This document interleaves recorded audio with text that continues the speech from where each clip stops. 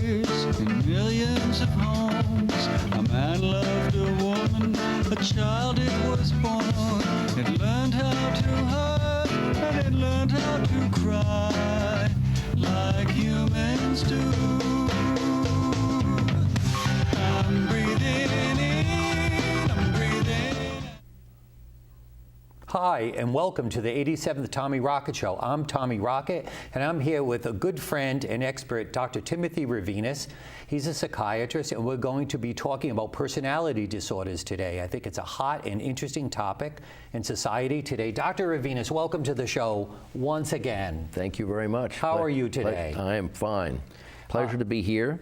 This is an interesting, controversial, challenging topic. It may raise questions for people, and we will do the best we can with something that's important to know about. It's very important. It's very important. A lot of people don't know what personality disorders are. Is there a general definition that you can give to the viewers of what, you know, what it is actually? That Let me do the following. I think it's important to say that when you talk about a disorder, that means that it's something that's causing the person themselves or the people around them difficulty, trouble, so that their lives are not going to function as well as they might, or that people around them are going to find that it has a negative impact on them. So, excuse me, can a personality disorder be considered a disease? Well, in psychiatry, they call them disorders because it's hard to pin them on one specific process. Diseases in medicine often, there's a certain amount of knowledge about what directly causes them. But because personality disorders and the other psychiatric disorders appear as clusters of symptoms and don't have very clearly defined origins, we call them, it's easier to call them disorders, but they are pathological. They cause difficulty. And it's important to distinguish. One will hear terms like, oh, he's a narcissist, or he's a psychopath, or she's a borderline.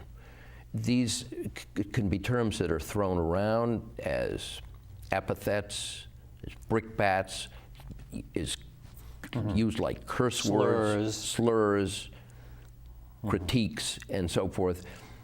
That's why a lot of these terms that we're going to use today are part of the lay language. So I think what you and I are going to do today is important, is to define what the experts, the latest is in thinking about personality disorders. Not the end all, not the end of the discussion, but where we are now in the discussion of what personality disorders are, and also to say that these terms can be thought of as being on a spectrum of traits that we all have. Now, if you have a trait, does not mean you have a disorder. In fact, sometimes you and I were conversing about this earlier, a trait such as narcissism can be useful. If it serves you well. Yes. Yes. And serves others well. And the general description? Let me read it right from the Bible here. Which is the best way? Which is the Diagnostic and Statistical Manual of Mental Disorders, called DSM-5. This is the 5th edition of this that has come out since 1960. Oh, good. And this came out as recently as 2013. So it's 5 years old. There'll be a revision. So, general personality disorder. Criteria: an enduring pattern of inner experience and behavior that deviates markedly from the expectations of the individual's culture. Very important because different ethnic groups have different ways of presenting things in life. So we're not blaming it on him being a stoic Swede or a hysterical Italian or a fiery and histrionic Spaniard or a uptight Englishman or WASP or whatever group we're looking at.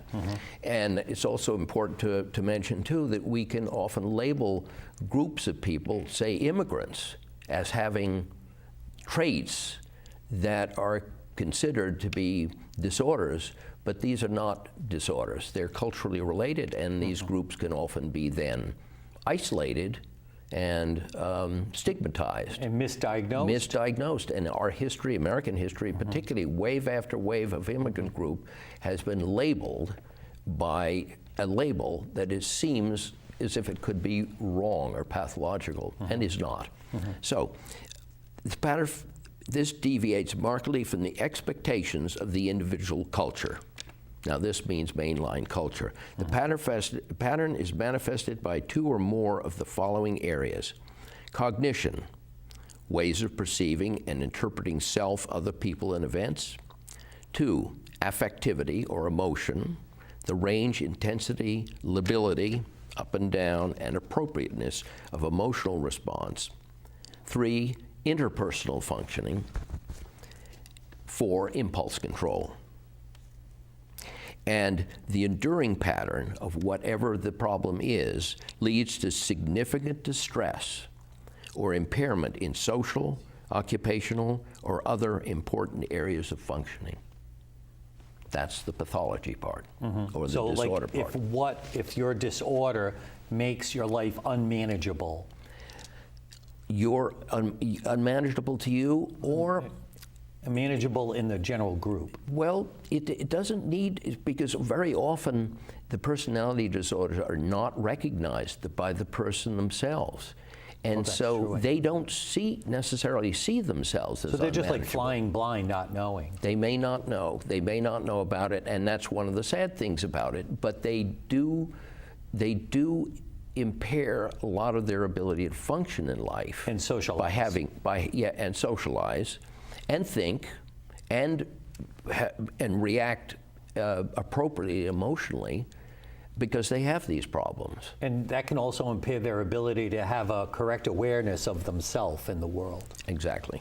Let me ask you, now I know that the first cluster of these is the paranoid, the schizoid, the schizotypal, and delusional. Can you give me a brief description of the typical symptoms of a paranoid personality disorder? That's a good way to ask it too, because what I've done is I've written down a few of the ways that these might present in the world in such a way that you may notice them. And this is independent of what the specific criteria are. The criteria that I'll read from the manual are important, but this is the way they appear in everyday life. A paranoid personality disorder, person might find it hard to confide in people, even your friends or family. So these are people who are kind of withdrawn. They find it difficult to trust other people, believing that other people may use you or take advantage of you. They're suspicious. Unnecessarily suspicious. Well, they don't think it's necessarily suspicious because they believe that they need to be suspicious. Now, mind you, if you're amongst the enemy, you do need to be suspicious. So these are normal traits to have in a situation where you need to be suspicious. But in the context of having friends or family, to suddenly be suspicious of them and feel that they may be plotting against you or use you or telling your secrets to the FBI or something like that, if this is something that preoccupies your mind, then it's going to tie up a lot of your energy and your forward movement in life. So that's where the difficulty with paranoia. They often read threats and danger, see a red car driving down the street, and they'll interpret that as maybe a sign that something is happening. Oh boy. Something negative. And then schizoid personality, maybe we'll move on to that, because that's in the same group. It's a group of people who tend to be withdrawn and apart from society in their own worlds in some way. Now, we were talking earlier about whether there might be literary or film examples.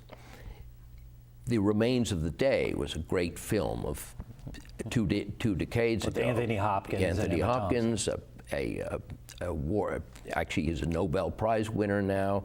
Wrote the book. Anthony Hopkins played the role of the butler. He's a perfect example of a schizoid personality disorder, wanting absolutely to do with nothing other than his job. Allows no friends, no socialization, no family, just the role that he plays. And then when the woman governess comes in the house and tries to befriend him, he pushes her away. So a schizoid personality is uninterested in forming close relationships with other people, including family, feel that relationships interfere with freedom and tend to cause problems, prefer to be alone with your own thoughts. In fact, the word prefer is a word that Melville used in a story about a schizoid character called Barnaby Scrivener, and he said, "I prefer not to go to dinner with you tonight," or "I prefer not to be in the company of others." That was one of his favorite words. So to feel that relations interfere with freedom and cause problems, choose to live a life without interference from others, so that they tend to wall themselves off and be very isolated, get little pleasure from life, have little interest in sex, intimacy, or other sources of pleasure, and to be emotionally cold towards others. So that's schizoid, and that's a tough disorder to have. But it's not one that is ordinarily recognized as being a problem for that person themselves. And then other people have a hard time criticizing that person because that's who they are. The last one in this group of people who tend to be withdrawn is the schizotypal personality disorder. All this group is sort of bizarre in their way of being in the world. They may find themselves having difficulty making close relationships. They think and express themselves in ways that other people might find odd. Why did he say that? They use unusual words or phrases.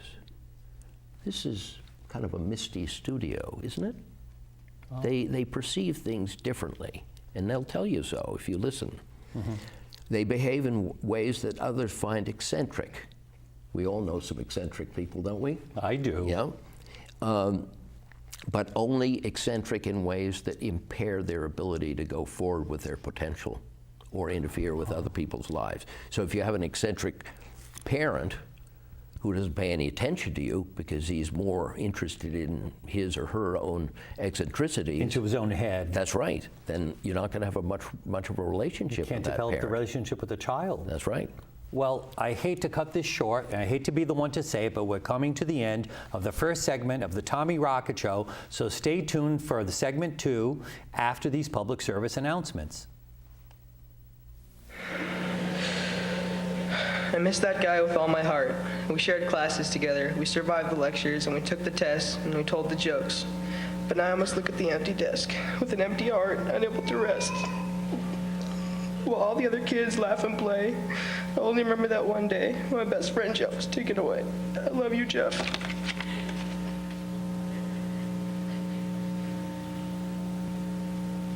I grew up around the town of Pamplona. Now in Pamplona, two things are sacred: the Virgin Mary and the bullfights. I still remember my 12th birthday. My father got us seats right in front. The bull was so close I could actually see his eyes. I'll never forget how I felt when it was over. I will never take my son to a corrida.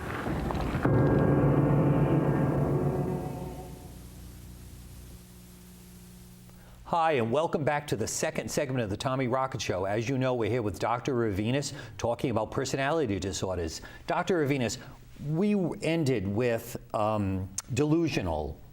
No, we ended with schizotypal. Yes, and now those are people who often live in a kind of world of their own thinking and imagining. Yeah. And describing it in an unusual way. That's right. Now that we're into our second grouping of avoidant, dependent, and obsessive compulsive, what is an avoidant? The typical signs of an avoidant personality disorder. Well, you can imagine is somebody who's very anxious And the group of disorders we're talking about now is defined by the anxiety as it comes out in various ways. And somebody who is avoidant is somebody who simply avoids big parts of life. Because they're afraid? A lot of it is fear. A lot of it is feeling that they have no ability or practice to be able to function in life. Fear of failure. Fear of failure. Somebody with an avoidant personality, for example, is going to avoid work and social activities. You may ask them to come to join you in something, and they say, no, I'd rather not do that. I can't. And they expect disapproval and criticism. The world is a negative place for them. This is different from depression, because depression can be a temporary state. But but personality disorders are pervasive, persistent, chronic, and pathological. That they just that the level of avoidance is so great that they miss most of life. Oh, unless they get help. Really? Get help. Yeah. Gee. So it's hard to come out of these, but help is possible, particularly if the person recognizes this is the way they are. They constantly worry about being found out, people who have avoidant personalities. They worry about being ridiculed or shamed by others. And thus avoid the possibility where that might happen. Relationships, friendships. Any situation where they're going to get so close that they might feel the negative impact of it, they fear it already, so they avoid it. Is that like kids locking themselves in their room and stuff like that? Well, that's a good point, because developmentally, we all have times when we'd rather avoid things, when we're under stress, when we feel we can't handle something, but most of us are able to come out of it in some way, to be talked out of it, to talk ourselves out of it. And so a young person can go through learning how to deal with things in the world, not by just avoiding them, maybe avoiding them for a time until a parent helps them make the transition out of locking themselves in the room. And it's a good example that, particularly during development, we have to work our way through all of these tendencies to retreat into paranoid or schizoid or schizotypal or avoidant patterns of living. That's part of growing up. But if we can't move beyond those stages, and that we hold those as defenses against the perils of life, then we're stuck. And that's when it becomes a personality disorder. That's when it's a disorder, yeah. Oh. Dependent personality. Yes, what is that? Well, this is all part of the same anxious group, but these are people who don't feel adequate in the world, or they feel only adequate when they're helping somebody else. They generally feel kind of empty, and so they latch on to things or people. Like causes. They can be overzealous about causes, but only in a dependent way. They may say, well, I'm devoted to being a good Christian, but then they may not go to church because they're not interested in really connecting with the church, or they may go to church as their only way of feeling alive. And so they're very dependent on it. Just like they may be dependent on a drug. This is not an addiction, but it's a way of identifying yourself in the world when you feel empty. Or like, how about spousal dependency? Like often when you see someone who seems very submissive in contrast to the other, is that something? Very, very often those can turn into abusive relationships, because somebody a woman who, for example, the most characteristic is a woman who is dependent on the man for income, then feels that she has no other way to conduct her life except to be dependent on that man. Or the other way around, or to a partner in any kind of relationship. If there's one person who is completely dependent on the other, then that person denies themselves really an existence of their own. They're only defined in relationship to the other person. And then there are people who like to dominate dependent people. Oh, that's not good. Well, not good, but it happens a lot. And we'll get into a group of people who tend to dominate other people, including the narcissistic personalities and the antisocial personalities. Histrionic personalities can often have very dependent spouses. The mousy little man who lets his flamboyant wife just run the show, for example. So vice versa. Stereotype, yeah. And that we'll get into when we talk about histrionic personalities. And then last is a more tricky one. This affects other people a lot, the obsessive compulsive I hear a lot of it. That's a very popular one. Yeah, well, obsessive compulsive disorder is a disorder that people don't like. The part of the definition of having OCD, or obsessive compulsive disorder itself, not the personality disorder, but is not wanting to be that way.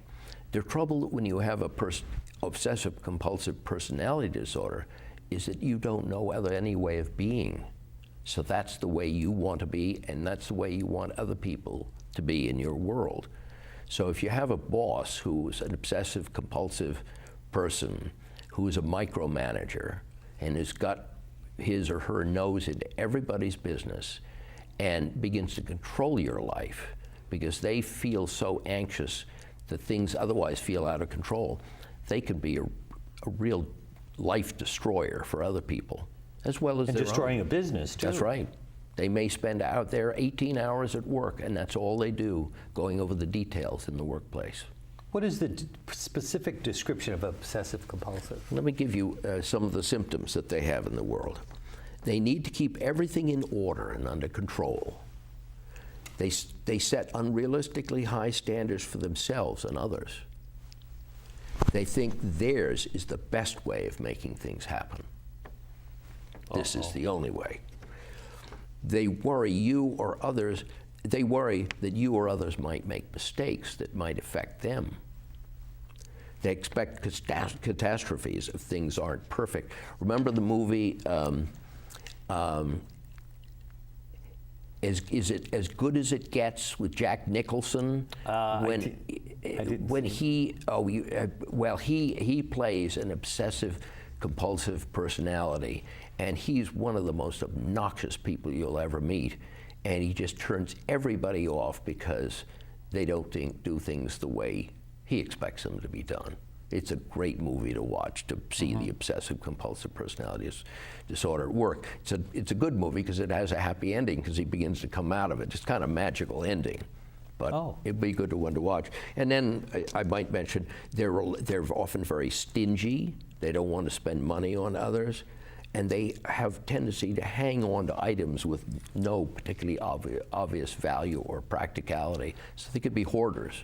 Hoarders? So hoarders overlap with the obsessive compulsive personality. I always thought obsessive compulsive people were people that are obsessed with cleaning or fixing things or... Well, that fits under this too. You better not come into their house without putting things back in the same place.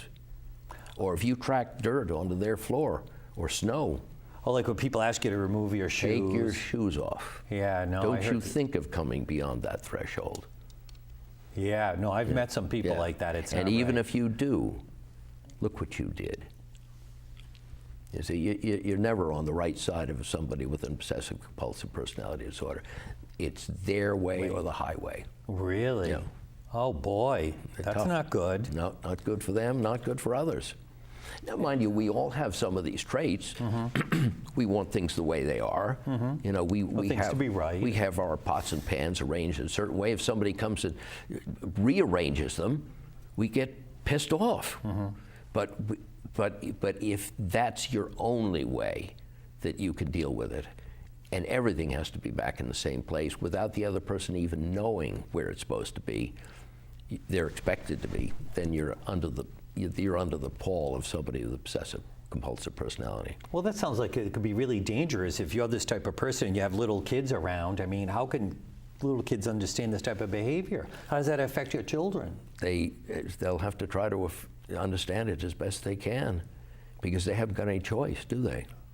No, I guess they don't. Now, is this type of personality disorder more common in men or women, or does it not matter? This is one that's evenly distributed between men and women. Is it? Yeah. So you can't blame this on gender alone.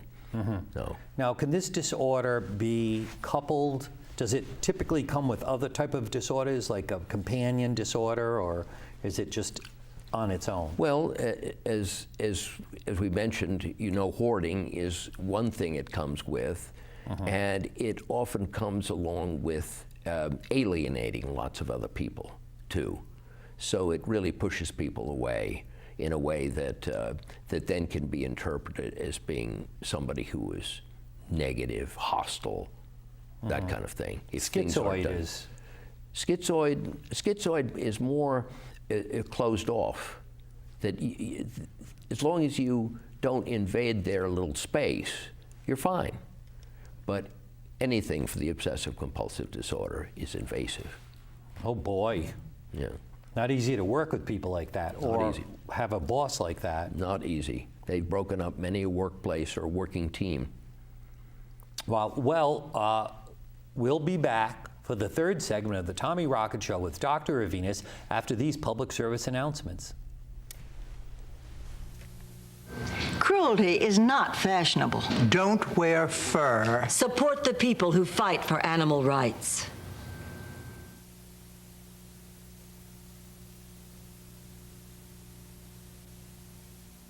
I propose 3 cheers for those we leave behind. Congratulations. It's in paper now. Good job. Congratulations. Proud of you. All right. Anson Elliott. Who's going to salute him? Guys, who gets to salute him first? Hi, and welcome back to the third segment of the Tommy Rocket Show. As you know, we're here with Dr. Timothy Rivinus, and we're discussing personality disorders. Back with our list, we are up to antisocial, borderline, histrionic, and narcissistic, the real big hot These ones. are the big sexy ones. Yes, the they're ones very... the ones that hit the lights. And make movies out of. Lots of them. They make movies out of And maybe this. we could talk about a few of those. Sure. What is an antisocial what's an antisocial personality disorder? Well, how can you describe the symptoms? What does it look like to us? Well, antisocial is probably as close to describing them in one word as we can get. We all have social norms by which we're supposed to operate. And these are people who pay no attention to those social norms. They operate as against those norms. They break laws. They lie. They cheat. They cover up things.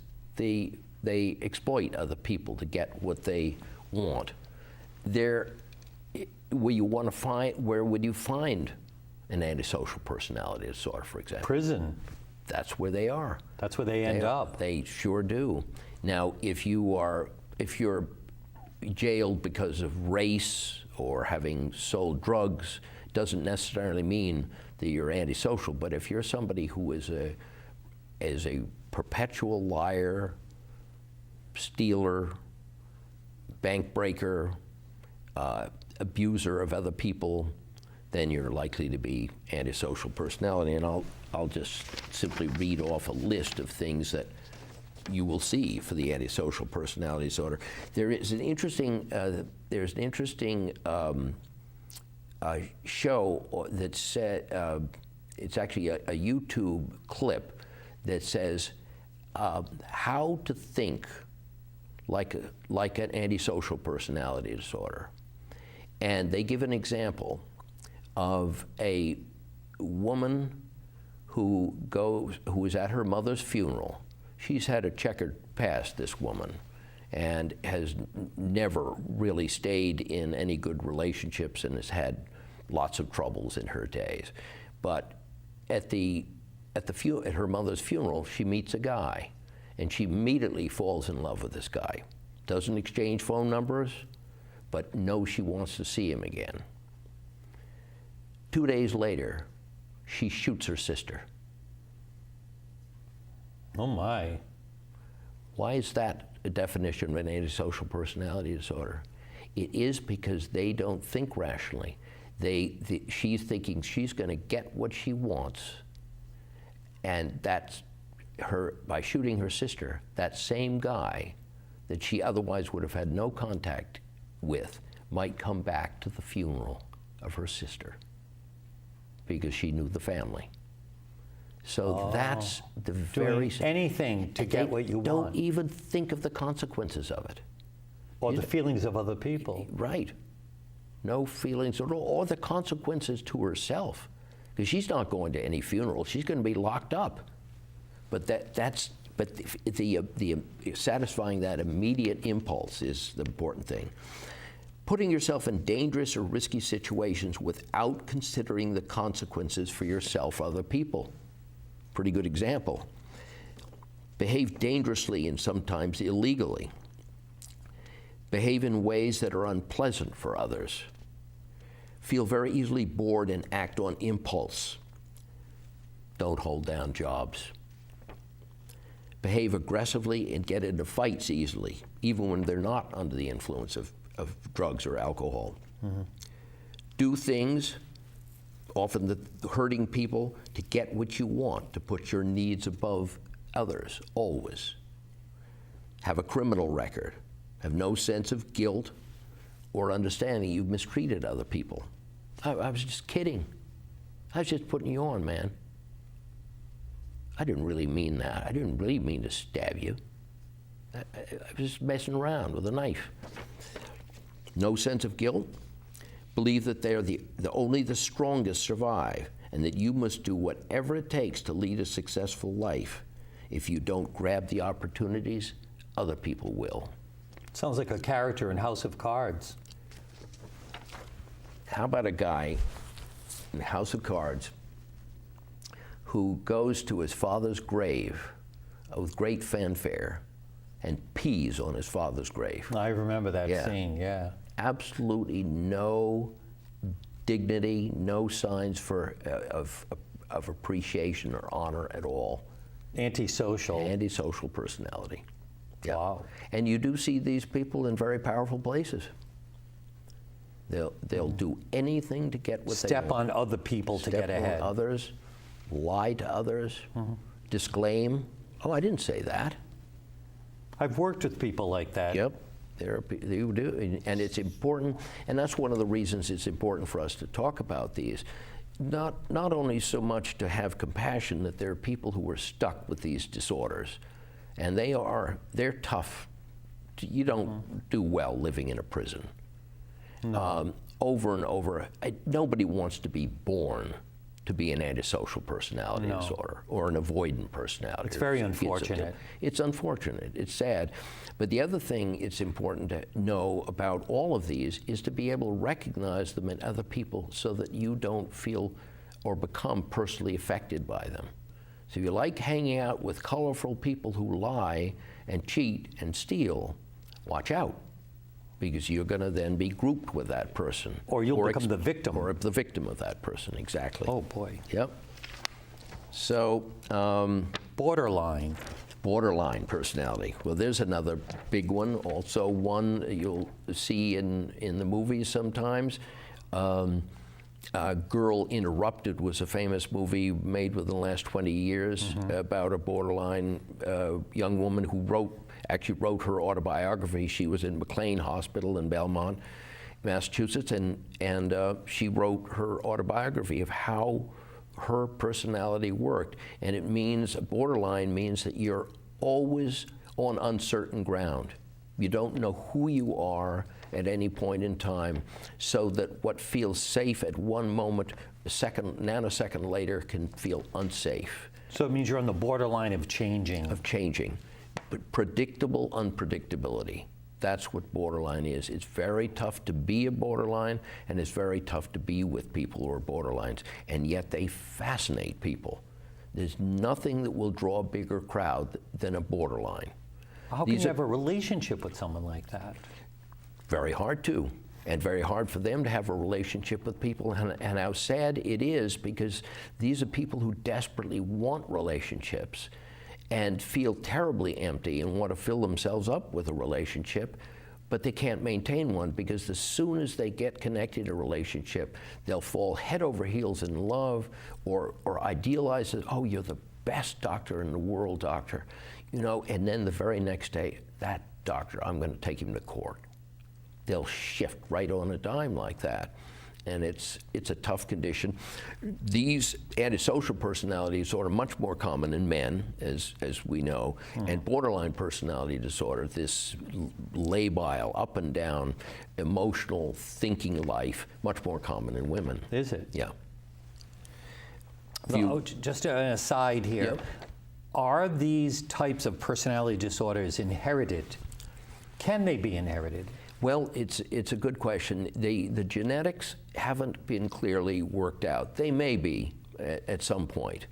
It's going to be tricky, because we all have some of this genetic makeup, after all. It's a little bit in everybody. A little bit in everybody. And you know, the growing up, most of us went through a stage where we shoplifted something. We just did. We crossed that legal boundary and we shoplifted. We did, if we learned from the error, got caught, felt guilty, the parents found whatever it is on our person, and we were remanded for it or punished for it, those of us who didn't do it again are not going to be in repeated trouble unless we get a pattern of repeating things. And there are often people who then wind up impairing their own future as young adult people. Life. So it can start very young. Oh boy. Crossing these boundaries. So there is a genetic component, and of course there's an environmental component. If you grow up in a situation, in a tough situation where there's a lot of antisocial behavior, you know, say the Whitey Bulger group, you're going to grow up more likely to be a Whitey Bulger type. It's so environment has environmental, situational and genetics and uprearing and how you've been treated, for sure. How about histrionic? Histrionic, well, Baby Jane. We were talking about. Oh yes, we were the Baby talking Jane about movies. You know, these are people who want to be the center of attention. They often feel very empty inside, but they want to be the center of things. And they're often very colorful and dramatic. Very dramatic. They'll fill up a room in no time with whatever they're about or feel they want to be about. They're often very seductive. They change their minds quickly. They often don't remember things that they said. They're often very vague in the way they present things. So that's a tough thing to have. Of course, histrionic people don't believe that there's much of anything wrong with them, because that's the way they are in the world. But we all recognize them. When they come into a room, we know. We see the beat. That's Wanda, let's get away. That's right. Or, my gosh, she's beautiful. Oh, how attractive, how dominating, what a charming person. At a party. At a party, oh yeah, center of the party. They'll be right in the middle. Yeah. Oh my God.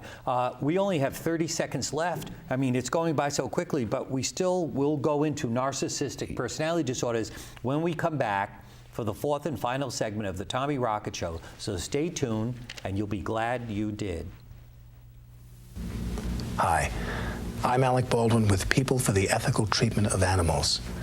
Like most people, I grew up loving circuses and other traveling animal shows, but it never occurred to me what life might be like for the animals.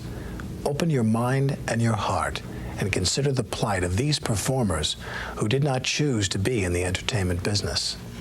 Don't patronize animal acts. For further information, please contact People for the Ethical Treatment of Animals.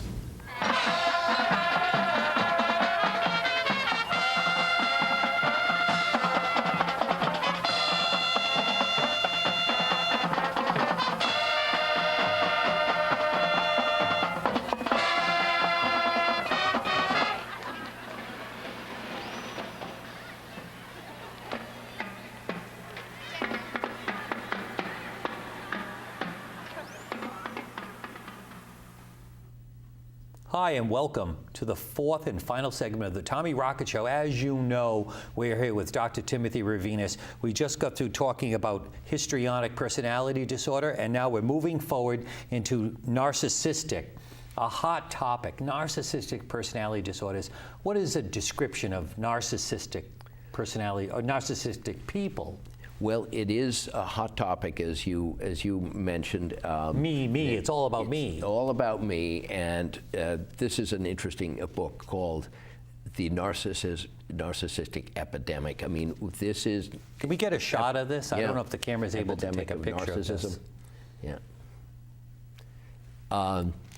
And Christopher Lasch in 1979 also wrote a book called "The Culture of Narcissism, America, the Culture of Narcissism." Ooh. Very, very interesting book, and we are living in a very narcissistic age.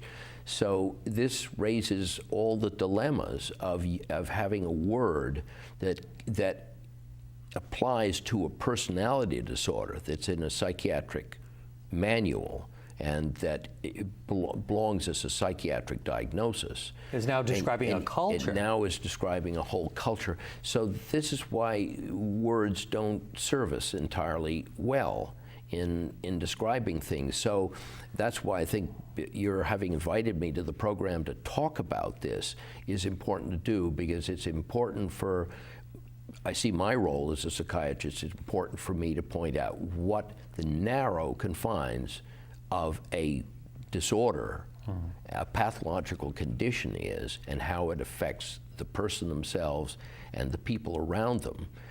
It's true that these disorders can affect societies too.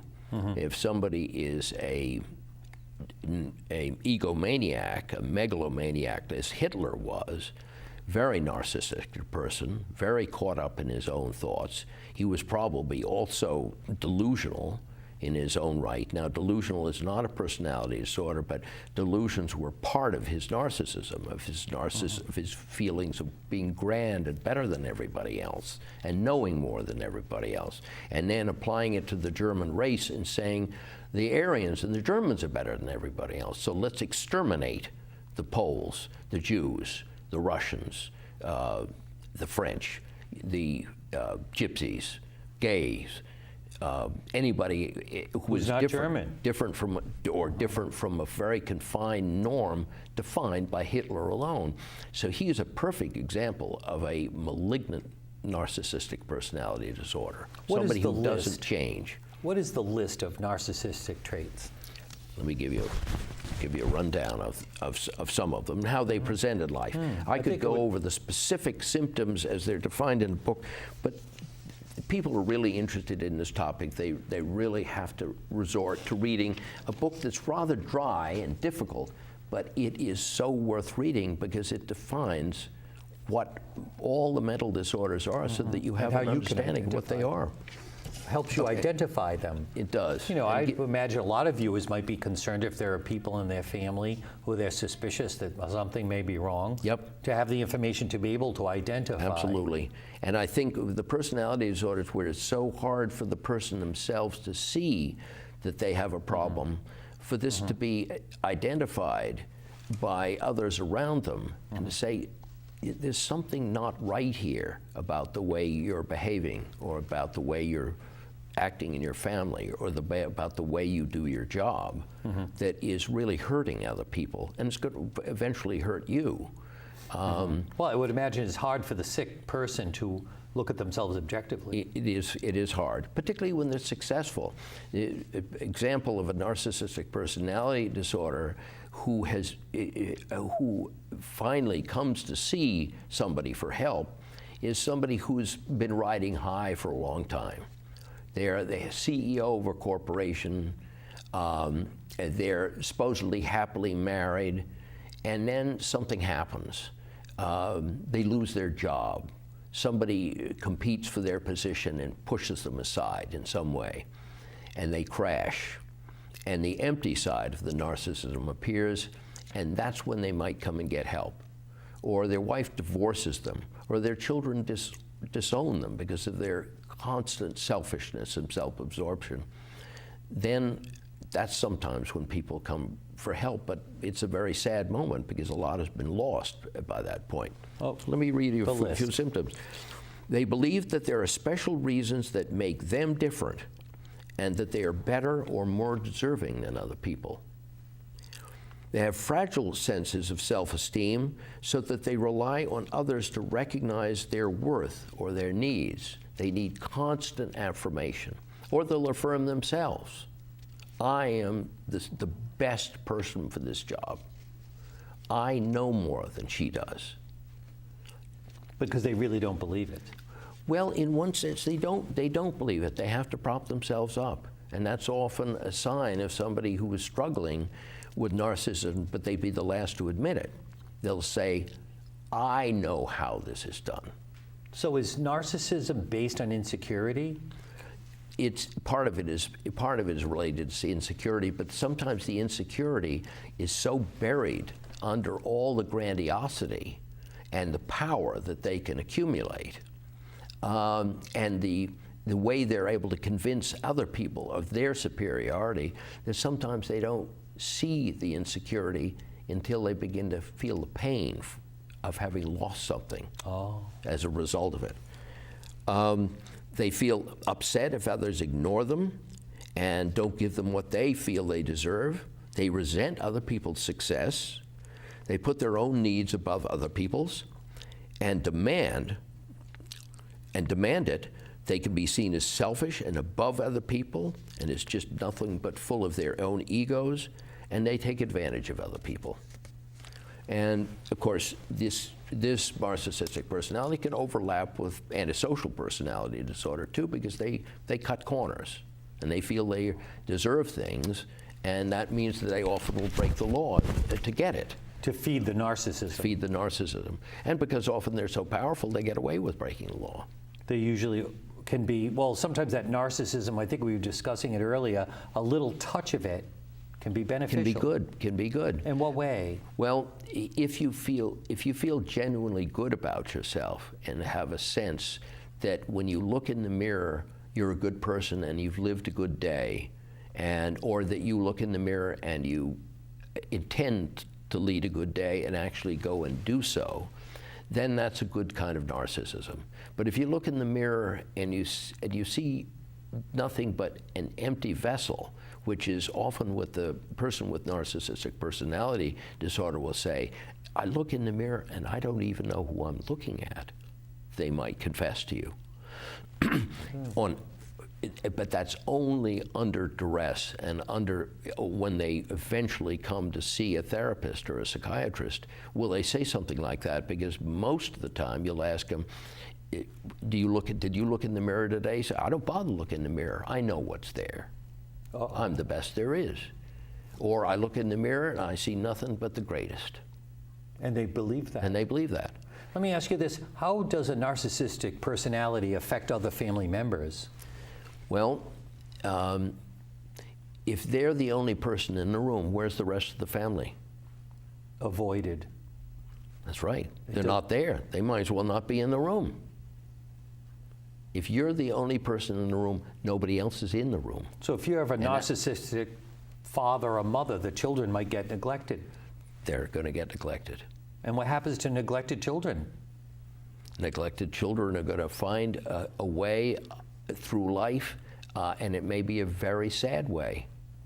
And that could make them develop a personality disorder. It could make them say if they have a very successful narcissistic parent, they're going to say, well, that's the way to succeed in life, to be selfish, to just go get what you want, to feel that you're above everybody else. So there's a lot of collateral damage with that. There's collateral damage. And yet, a very sensitive child might say, he never cared about me. He never gave a damn about me. And they'll feel often very lonely, and they might feel very resentful and say, I don't want to deal with her anymore. She just lives in her own world. There's nothing there for me. And divorce the parent. And maybe divorce the parent. Now, if that parent is very powerful, that parent could punish that child. You're not getting a dime from me, honey. Let me ask you, can a personality disorder come from post-traumatic stress disorder? Yes.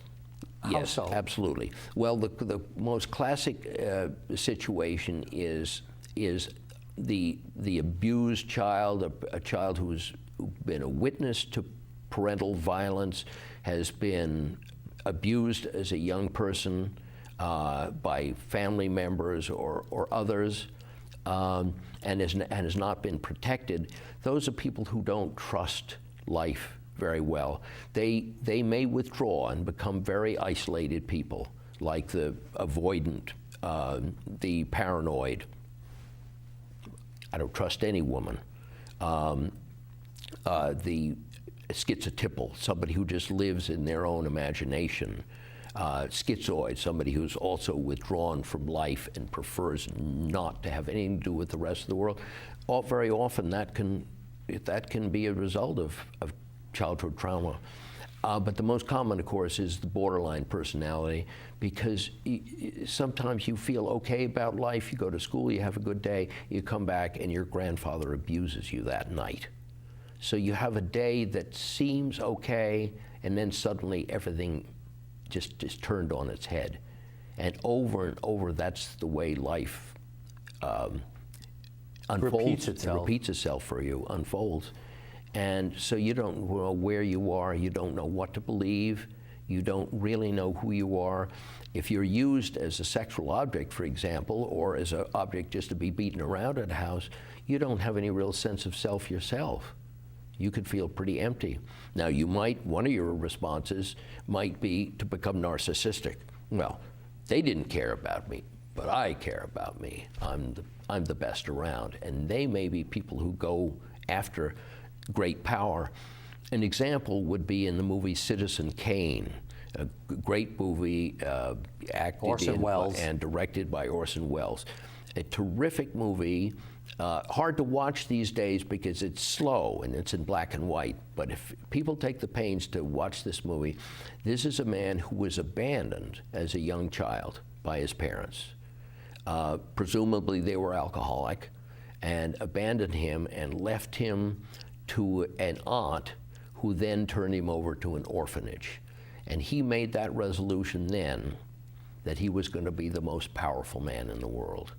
And pretty much he assembled that kind of power and then went down in flames, literally went down in flames. Because that movie ended in a fire. Yeah. And so that's where early childhood trauma can develop a personality disorder. Let me ask you this, because believe it or not, we only have 1 minute left, because this is flying like lightning. Can personality disorders lead to drug abuse? Oh, sure, and the other way around too, of course. The borderline personalities, for instance, will often try to drink or use another drug to make themselves feel better, because they feel so terribly and so empty some of the times. Narcissists will often drink to make themselves even feel more grand and powerful in some ways. Really? Yeah. So drugs play a big role, and then if you are addicted to a drug, including alcohol or gambling, you often become very self-centered and personality disordered. That's the other way it happens. And you steal, and you cheat, lie. Because it blurs your sense of what's right and wrong. Yeah. And then the next time we talk, we should talk more about the other mental disorders and how they're related to the personality disorders. That's another 3-hour show. There we go. My God, well, we've sadly come to the very end of the Tommy Rocket Show with the most interesting topic, personality disorders. And I hope Dr. Rivinus has got to help enlighten some of the populace of Rhode Island. I know I've learned a lot. So thank you, Dr. Rivinus. You're very welcome. Once again for coming and making the Tommy Rocket Show one of Rhode Island's great shows. So thank you. Thank you, Tommy. Thank you, Rhode Island. Thank you, and we'll see you soon. Thank you very much. So slip inside this funky house. Oh, dishes in the sink.